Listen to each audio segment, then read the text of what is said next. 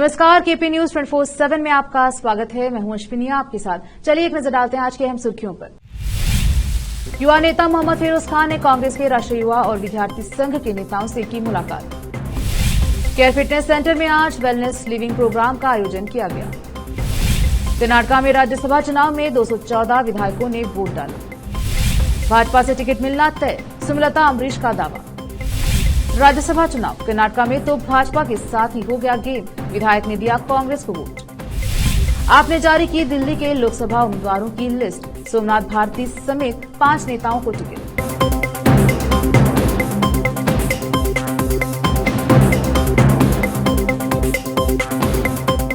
अब समाचार विस्तार से। पहले समाचार स्थानीय। युवा नेता मोहम्मद फिरोज खान ने हाल ही में बेंगलुरु शहर में एनएसयूआई के राष्ट्रीय अध्यक्ष वरुण चौधरी, कांग्रेस के युवा मोर्चा के राष्ट्रीय अध्यक्ष बीवी श्रीनिवास और एनएसयूआई के कर्नाटक राज्य अध्यक्ष कीर्ति गणेश से मुलाकात की। इन नेताओं के साथ मोहम्मद फिरोज खान ने युवाओं और विद्यार्थियों के विभिन्न मुद्दों पर चर्चा की, जिस पर युवा और विद्यार्थी नेताओं ने खान की सराहना की। बीदर शहर के चिदरी सड़क पर स्थित मेडिप्लस मेडिकल हॉल की इमारत में केयर फिटनेस सेंटर में आज वेलनेस लिविंग प्रोग्राम का आयोजन किया गया। इस कार्यक्रम में रमजान में रोजों के दौरान और हज एवं उम्रे के दौरान होने वाले स्वास्थ्य संबंध की जानकारी दी गई। इसके निवारण और इलाज और एहतियात के संबंध में भी सूचना दी गई। इस मौके पर बीदर नगर सभा अध्यक्ष मोहम्मद गौस, मौलाना गुलाम याजदानी, मौलाना अतिकुर रहमान सहित अन्य नेता आदि उपस्थित रहे। कैमरामैन पपुराज का कवरेज। करने के लिए जो प्रोग्राम रखा गया है हमारे मोहम्मद फयाजुद्दीन साहब की तरफ से, वारिस अफनान साहब के सदारत में ये प्रोग्राम रखा गया है। तमाम तफसीलात हमारे अकमल साहब भी बताए हैं, परवेज भाई भी बताए हैं और हमारे हसनैनी साहब भी पूरा तफसीलात बताए हैं। और मैं भी ये जानता हूँ और मुझे भी थोड़ा बहुत इस मामले में नॉलेज। उससे पहले मैं शुक्रिया अदा करना चाहता हूँ मिस्टर मोहम्मद फयाज अहमद साहब, फारिद अहमद, ये क्लब के ओनर, और मौलाना गुलाम याजदानी साहब जो हमारी दावत कबूल किए। और उसके बाद मैं बुलाना चाहता हूँ मौलाना मोहम्मद एजाज साहब को। प्रोग्राम रखा गया था। प्रोग्राम का खास मकसद यही था कि जो लोग हज और उम्रे के लिए जाने वाले हैं, जो हुज्जाज है, जो हज में जिसका कुरानदाजी में नाम आया है, वो लोग इस मुबारक मौके पर मुबारक महीने में हज के लिए जाने वाले हैं।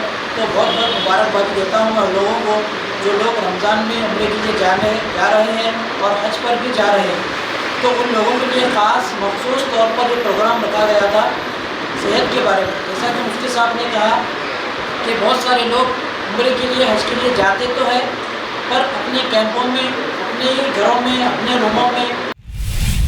चुनाव आयोग के अधिकारियों ने कहा कि कर्नाटक में मंगलवार को दोपहर 1 बजे तक 4 राज्यसभा सीटों के लिए 214 विधायकों ने अपने मताधिकार का प्रयोग किया।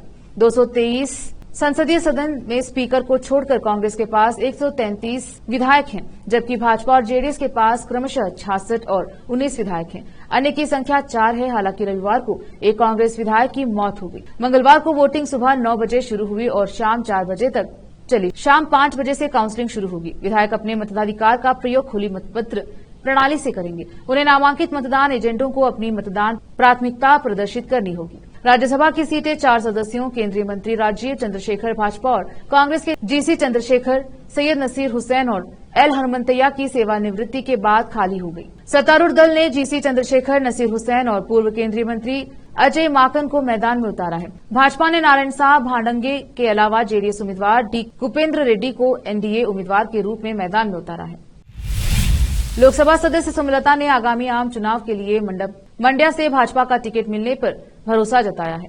मंड्या में मीडिया कर्मियों से बात करते हुए सुमलता ने कहा, यह भाजपा सरकार है जो संसद और विधानसभाओं में महिलाओं को आरक्षण देने के लिए एक कानून लेकर आई है। इसीलिए जहां भी संभव होगा भाजपा महिलाओं को मैदान में उतारेगी। इस प्रकार मुझे मंड्या क्षेत्र में टिकट मिलने का पूरा भरोसा है। उन्होंने कहा कि उनके मन में जेडीएस के खिलाफ कुछ भी नहीं है। सुमलता ने कहा कि अगर मुझे उम्मीदवार घोषित किया जाता है तो मैं जेडीएस नेताओं से मिलूंगी और उनका समर्थन मांगूंगी। अगर जेडीएस को टिकट मिलता है तो मैं उनके साथ रहूंगी। मैंने दर्शन पुतनैया का समर्थन किया, जिन्होंने 2023 के विधानसभा चुनाव में मेलकोटे निर्वाचन क्षेत्र से चुनाव लड़ा था। सुमलता ने कहा, मुझे विश्वास है कि वह लोकसभा चुनाव में मुझे समर्थन देंगे। प्रधानमंत्री मोदी ने अमृत भारत स्टेशन योजना ABSS के तहत बटवाल और सुब्रमण्या रोड रेलवे स्टेशनों के पुनर्विकास की वर्चुअल आधारशिला रखी। बटवाल स्टेशन का पुनर्विकास ABSS योजना के तहत 28.49 करोड़ रुपए की लागत से किया जाएगा, जबकि सुब्रमण्यम रोड का पुनर्विकास 26.16 करोड़ रुपए की लागत से किया जाएगा। पीएम मोदी ने वर्चुअल माध्यम से देशभर के 554 रेलवे स्टेशनों के पुनर्विकास और 1500 ROB और RUB के उद्घाटन लोकार्पण की आधारशिला रखी। इस अवसर पर बोलते हुए दक्षिण कन्नड़ के सांसद नलिन कुमार कटील ने कहा कि पिछले 10 वर्षों में दक्षिण कन्नड़ को विभिन्न रेलवे परियोजनाओं के लिए 2650 करोड़ रुपए मिले हैं। 3 रेलवे डिवीजन पलक्कड़, मैसूर और कोंकण रेलवे कॉर्पोरेशन दक्षिण कन्नड़ के अंतर्गत आते हैं। उन्होंने कहा मंगलूर से पलक्कड़ कोंकण रेलवे खंड तक रेलवे विद्युतीकरण का काम पूरा हो चुका है और मंगलूर से बेंगलोर खंड तक का काम प्रगति पर है। उन्होंने कहा प्रधानमंत्री के रूप में मनमोहन सिंह के साथ सांसद के रूप में मेरे पहले कार्यालय के दौरान डीके जिले को विभिन्न विकास कार्यों के लिए 4500 करोड़ रुपए मिले थे। मोदी के कार्यकाल में पिछले 10 वर्षों में डीके जिले को 89,000 करोड़ रुपए मिला है। रुकते हैं छोटे से ब्रेक के लिए, जल्द लौटेंगे ब्रेक के बाद।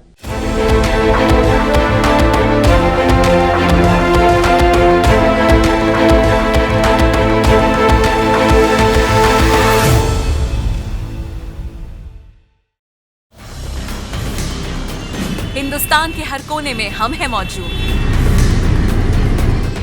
24 घंटे हालात पर गहरी नजर, खबरों से जुड़े चुपते सवालात और आपको दिखाता है धार्मिक, सामाजिक, राजनीतिक, लोकल और इंटरनेशनल न्यूज की सबसे बेहतर कवरेज जो आपको रखती है हर पल बाखबर। देश और दुनिया भर की खबर के लिए देखते रहें KP News 24/7। ब्रेक के बाद स्वागत है आपका, देखते हैं समाचार। राज्यसभा चुनाव के लिए वोटिंग जारी है। यूपी के बाद हिमाचल प्रदेश से जहां क्रॉस वोटिंग की खबरें मिल रही हैं, तो वहीं अब कर्नाटका में भी क्रॉस वोटिंग हुई है। 3 राज्यों में क्रॉस वोटिंग की अफवाहों पर कर्नाटका विधानसभा में बीजेपी के मुख्य सचेतक डोडनगौडा जी पाटिल का कहना है कि यह पुष्टि हो गई है कि ST सोमशेखर ने क्रॉस वोटिंग की है। हम चर्चा कर रहे हैं कि क्या किया जा सकता है और क्या कार्यवाही की जानी चाहिए। क्रॉस वोटिंग की आशंकाओं के बीच कर्नाटका की 4 राज्यसभा सीटों के लिए 27 फरवरी को बेंगलुरु में चुनाव चल रहा है। दोपहर तक मुख्यमंत्री सिद्धरामैया सहित 112 से अधिक विधायक ने अपना वोट डाला था। चुनाव का परिणाम शाम तक घोषित कर दिया जाएगा। 5 उम्मीदवार नारायण साके भांडगे भाजपा GC, 4 सीटों के लिए चंद्रशेखर, अजय माकन और सैयद नसीर हुसैन कांग्रेस और कुपेंद्र रेड्डी जनता दल सेक्युलर मैदान में है। राज्यसभा के उम्मीदवार सैयद नसीर हुसैन GC चंद्रशेखर और एल हनुमंतैया कांग्रेस और राजीव चंद्रशेखर भाजपा अपना कार्यकाल पूरा होने के बाद अप्रैल में सेवानिवृत्त हो रहे हैं। कर्नाटका विधानसभा में 223 सदस्यों सुरपुर विधायक राजा वेंकटप्पा नाइक की मृत्यु के बाद की वर्तमान संख्या में कांग्रेस के पास 134 सदस्य हैं, जबकि भाजपा के पास 66 और जेडीएस के पास 19 सदस्य हैं। लता मल्लिकार्जुन हड़पनल्ली और KH सर्वोदय कर्नाटका पक्ष के दर्शन पुतनैया मेलेकोट के और कर्नाटका राज्य प्रगति पक्ष के G जनार्दन रेड्डी गंगावती के साथ पुट्टू स्वामी गौड़ा गौरी बिदानूर निर्दलीय हैं। इसी बीच भाजपा उम्मीदवारों को वोट देने के लिए व्हिप के बावजूद इसके सदस्य यशवंतपुर विधानसभा क्षेत्र का प्रतिनिधित्व करते हुए कई कयास लगाए जा रहे हैं कि सोमशेखर ने अंतरात्मा की आवाज पर वोट की बात कहकर कांग्रेस उम्मीदवार के पक्ष में क्रॉस वोटिंग की है। वह उन विधायकों में से थे जिनकी गतिविधियों पर पैनी नजर रखती थी। भाजपा सदस्य शिवराम हेब्बार और गुरमितकल से जनता दल सेक्युलर सदस्य शरण गौड़ कंडाकुर ने मीडियाकर्मियों से कहा कि हालांकि यह सच है कि गलतफहमी थी। उन्होंने पूर्व मुख्यमंत्री HT सहित पार्टी नेताओं द्वारा समर्थन दिए जाने के बाद जेडीएस उम्मीदवार को वोट दिया। बाप रे, कितना लोकसभा चुनाव 2024 का नोटिफिकेशन जल्द ही जारी किया जा सकता है। भाजपा, कांग्रेस समेत तमाम राष्ट्रीय और क्षेत्रीय दल चुनाव की तैयारियों में लग चुके हैं। इसी क्रम में आम आदमी पार्टी ने मंगलवार को PSC की मीटिंग और चुनाव उम्मीदवारों के नाम पर फैसला किया। बैठक के बाद आयोजित प्रेस कॉन्फ्रेंस में पार्टी ने लोकसभा चुनाव के लिए दिल्ली और हरियाणा में उम्मीदवारों के नाम का ऐलान कर दिया है। आइए जानते हैं किसे मिला है इस बार लोकसभा के चुनावी मैदान में भाग लेने का टिकट। बड़ी सियासी खबर सामने आई है कि आम आदमी पार्टी ने दिल्ली और हरियाणा में अपने लोकसभा उम्मीदवारों के नाम का ऐलान कर दिया है। जानकारी के मुताबिक आम आदमी पार्टी ने साउथ दिल्ली से सहीराम, वेस्ट दिल्ली से महाबल मिश्रा, नई दिल्ली से सोमनाथ भारती और ईस्ट दिल्ली से कुलदीप कुमार को टिकट दिया है। वहीं हरियाणा की कुरुक्षेत्र लोकसभा सीट से आम आदमी पार्टी के सुशील गुप्ता चुनाव लड़ेंगे। क्षेत्र उम्मीदवार साउथ दिल्ली सहीराम, वेस्ट दिल्ली महाबल मिश्रा, नई दिल्ली सोमनाथ भारती, ईस्ट दिल्ली कुलदीप कुमार, कुरुक्षेत्र शील गुप्ता।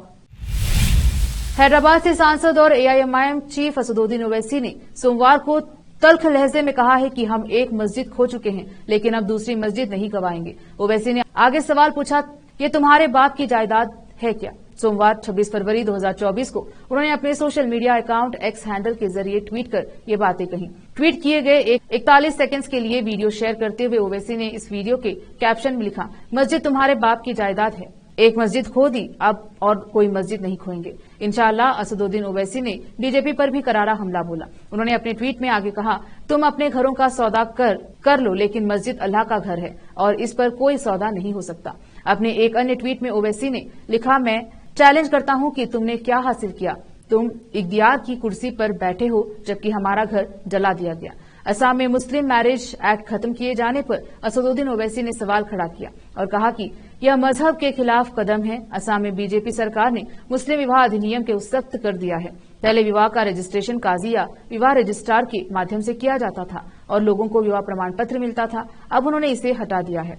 ओवैसी ने पूछा कि स्पेशल मैरिज एक्ट में निकाह का कोई प्रावधान नहीं है, जो मुस्लिमों का धार्मिक अधिकार है। अब वक्त एक और छोटे से ब्रेक का, जल्द लौटेंगे ब्रेक के बाद। हिंदुस्तान के हर कोने में हम हैं मौजूद। 24 घंटे हालात पर गहरी नजर, खबरों से जुड़े चुपते सवालात और आपको दिखाता है धार्मिक, सामाजिक, राजनीतिक, लोकल और इंटरनेशनल न्यूज की सबसे बेहतर कवरेज, जो आपको रखती है हर पल बाखबर। देश और दुनिया भर की खबर के लिए देखते रहें केपी न्यूज 24/7। ब्रेक के बाद स्वागत है आपका, देखते हैं समाचार। यूपी के 10 राज्यसभा सीटों पर हो रहे चुनाव में समाजवादी पार्टी ने कुछ विधायकों ने क्रॉस वोटिंग की है। इस बीच सपा प्रमुख अखिलेश यादव और सीनियर नेता शिवपाल यादव ने बीजेपी और बागी विधायकों पर बड़ा हमला बोला है। पार्टी प्रमुख अखिलेश यादव ने कि हमें उम्मीद है कि समाजवादी पार्टी के तीनों प्रत्याशी जीतेंगे। जो दूसरों के लिए कांटा बोते हैं या गड्ढे खोदते हैं, वे खुद ही उसमें गिरते हैं। भाजपा चुनाव जीतने के लिए कुछ भी कर सकती है, जिन्हें कुछ लाभ मिलना होगा वे भाजपा की ओर जाएंगे। वहीं सपा के मुख्य प्रवक्ता राजेंद्र चौधरी ने कहा कि चुनाव निष्पक्ष होना चाहिए, सत्ता का दुरुपयोग जो लोग करेंगे वे लोकतंत्र के हितैषी नहीं है। अखिलेश यादव उत्तर प्रदेश के सबसे बड़े नेता हैं, जो भी धोखा देगा वह अपनों को धोखा देगा। राज्यसभा चुनाव में क्रॉस वोटिंग को लेकर समाजवादी पार्टी के महासचिव शिवपाल यादव ने कहा कि जो विधायक क्रॉस वोटिंग कर रहे हैं वे समाजवादी पार्टी के चुनाव चिन्ह पर जीते थे। अगर ऐसा होता है तो आगे हमें भी देखना पड़ेगा। लोकसभा चुनाव 2024 से पहले कांग्रेस और उसके सहयोगी दलों को झटके लगने जारी हैं। इन दलों के नेताओं में भगदड़ मची हुई है और कईयों से भाजपा समेत विभिन्न पार्टियों का दामन थाम लिया है। अब बिहार में भी महागठबंधन को बड़ा झटका लगा है। आरजेडी के एक और कांग्रेस के 2 विधायक पार्टी छोड़कर भाजपा में शामिल हो गए। चुनाव से पहले ही महागठबंधन के लिए बुरी खबर है। बिहार में कांग्रेस और आरजेडी के कुल 3 विधायकों ने पार्टी का साथ छोड़ा है। जानकारी के मुताबिक कांग्रेस पार्टी के विधायक मुरारी गौतम और सिद्धार्थ और आरजेडी के विधायक संगीता कुमारी ने पार्टी छोड़कर भाजपा का दामन थाम लिया। विधायकों दल बदल के बाद बिहार विधानसभा में नीतीश कुमार के नेतृत्व वाले एनडीए गठबंधन की सरकार और मजबूत हो गई है। कुछ ही दिनों पहले बिहार विधानसभा में सीएम नीतीश कुमार ने विश्वास मत हासिल किया था। फ्लोर टेस्ट में जेडीयू भाजपा सरकार के पक्ष में कुल 129 वोट पड़े थे। वहीं स्पीकर का वोट मिलाकर ये आंकड़ा 130 तक पहुंच गया है। इसके साथ ही नीतीश कुमार ने विश्वास मत हासिल कर अब विधायकों के पार्टी बदलने के लिए एनडीए गठबंधन और मजबूत हो गया है।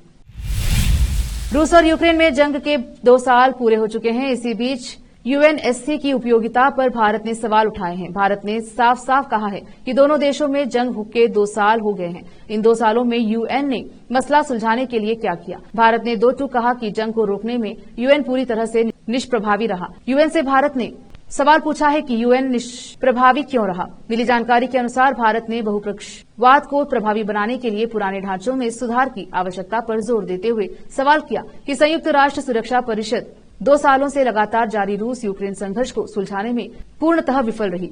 संयुक्त राष्ट्र में भारत की स्थानीय प्रतिनिधि रुचिरा कंबोज ने 24 फरवरी 2022 को शुरू हुए यूक्रेन युद्ध के 2 साल पूरे होने पर संयुक्त राष्ट्र महासभा की पूर्ण बैठक में यह सवाल किया। रुचिरा कंबोज ने पीएम मोदी के उस उदाहरण का भी जिक्र किया। उन्होंने प्रधानमंत्री मोदी के इस बयान को दोहराया कि यह युद्ध का युग नहीं है। मोदी ने सितंबर 2022 में समरकंद में शंघाई सहयोग गठबंधन शिखर सम्मेलन के मौके पर रूस के राष्ट्रपति व्लादिमीर पुतिन के साथ मुलाकात के दौरान यह बात कही थी। मालदीव के राष्ट्रपति जब से मोहम्मद मोइजू बने हैं तभी से वे लगातार एक ही बात कहते आ रहे हैं कि 3 दशक से भी अधिक समय से तैनात भारतीय सेना को मालदीव से वापस भारत बुलाया जाए। चीन समर्थक मोहम्मद मोइजू ने इसके लिए मियाद भी दे दी है। अब इस पर अमल शुरू हो गया है। मालदीव में तैनात भारतीय सैनिकों की वापसी शुरू हो चुकी है। वही भारतीय सैनिकों की जगह लेने के लिए उनकी जगह एक अन्य टीम वहां पर पहुंच चुकी है। इस विशेष टेक्निकल टीम का पहला जत्था मालदीव की राजधानी माले पहुंचा। मालदीव के रक्षा मंत्रालय ने बताया कि देश में भारतीय संपत्तियों पर अब भारत के सैन्य कर्मियों की बजाय टेक्निकल टीम के कर्मचारी तैनात रहेंगे। भारत द्वारा उपलब्ध कराए गए हेलीकॉप्टरों को ये कर्मी संभालेंगे। मालदीव के राष्ट्रपति मोहम्मद मोइजू ने भारत से कहा था कि वे अपने सशस्त्र सैनिकों को वापस भारत बुला लें। यही नहीं, उन्होंने अपना चुनाव भी इंडिया आउट नारे पर भी लड़ा था। मोइजू ने भारत से कहा था कि वे अपने सशस्त्र सैनिक भारत बुला लें और उनकी जगह आम टेक्निकल टीम को भेज दें। उन्हीं के कहने पर अब ये काम हो रहा है। फिर से एक नजर आज की सुर्खियों पर। युवा नेता मोहम्मद फिरोज खान ने कांग्रेस के राष्ट्रीय युवा और विद्यार्थी संघ के नेताओं से की मुलाकात। केयर फिटनेस सेंटर में आज वेलनेस लिविंग प्रोग्राम का आयोजन किया गया। कर्नाटका में राज्यसभा चुनाव में 214 विधायकों ने वोट डाला। भाजपा से टिकट मिलना तय, सुमलता अमरीश का दावा। राज्यसभा चुनाव कर्नाटका में तो भाजपा के साथ ही हो गया गेम, विधायक ने दिया कांग्रेस को वोट। आपने जारी की दिल्ली के लोकसभा उम्मीदवारों की लिस्ट, सोमनाथ भारती समेत 5 नेताओं को टिकट।